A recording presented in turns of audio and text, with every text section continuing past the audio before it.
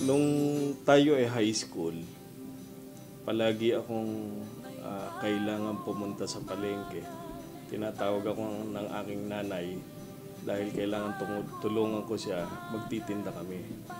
Kaya sa buong high school life natin and almost yung elementary life, kailangan doon ako magla-lunch palagi sa palengke para tignan ko nakaayos yung aming mga paninda. Tinitinda namin doon iba't iba, may prutas, may isda, pag panahon ng mangga, pag panahon ng chiko, at kalimitan ay pakwan. Kaya doon tumakbo na sa kabila ng ating pag-aaral, pakikipagkaibigan, pagtugon doon sa ating mga tungkulin nung tayo ay high school, laging nandoon pa rin yung responsibilidad na kailangan kong tumulong sa kapatid ko at sa aking ina at sa aking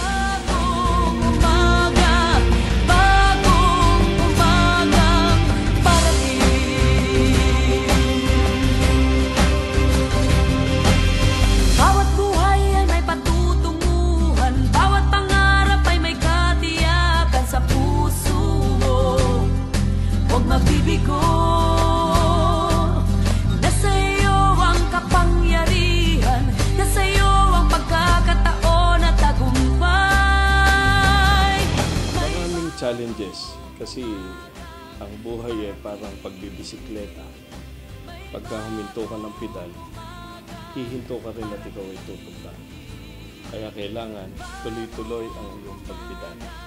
Sa ating pagpedal, ang challenges pa rin sa aking panunungkulan. Dapat tuloy-tuloy yung paglilingkuran sa tao. Dahil kung hindi ako maglilingkod sa kanila, doon ako makukulaan, baka doon ako mawalan ng trabaho. Kaya tinitignan ko na isang malaking oportunidad sa akin ang binigay nito para paglingkuran lalo tigit yung bayan natin. Kaya sa hinaharap, maraming mga pagsubok pa rin akong susuungin. Pero sana ipag-pray ninyo. Nasa iyo ang kinabukasan, nasa iyo ang pagkakataon at tagumpay. Tagumpay!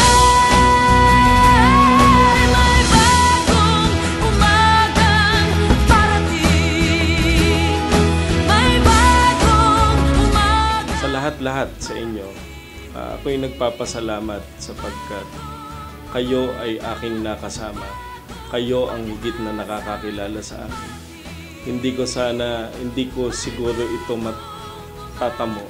Hindi ko mararating anuman tagumpay meron kung hindi ako nagsimula sa ating munting paaralan. Pagpe-pray po ninyo palagi ang ating bayan at sama nyo na po sa inyong ipagdadasal ang inyong Kuya Jim Valerio na handa pong tumulong lalo tigit sa inyo, aking mga kapatid, aking mga kapatid.